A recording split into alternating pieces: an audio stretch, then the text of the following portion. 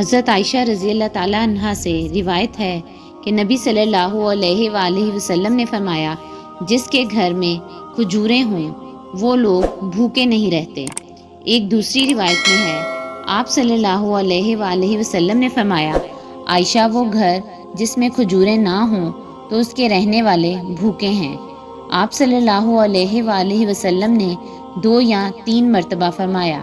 حضرت سعد رضی اللہ تعالیٰ عنہ بیان کرتے ہیں، میں نے رسول اللہ صلی اللہ علیہ وآلہ وسلم کو فرماتے ہوئے سنا، جو شخص صبح کے وقت 7 اجوا کھجوریں کھا لے تو اس روز اس کے لیے زہر باعث نقصان ہے نہ جادو۔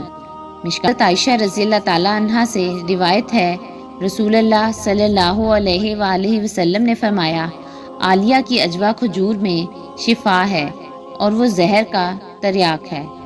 حضرت عائشہ رضی اللہ تعالیٰ عنہا بیان کرتی ہیں، رسول اللہ صلی اللہ علیہ وآلہ وسلم نے فرمایا، جب تم میں سے کوئی کھائے اور اپنے کھانے پر اللہ کا نام لینا بھول جائے تو وہ کہے، اس کا آغاز اور اختتام اللہ کے نام سے۔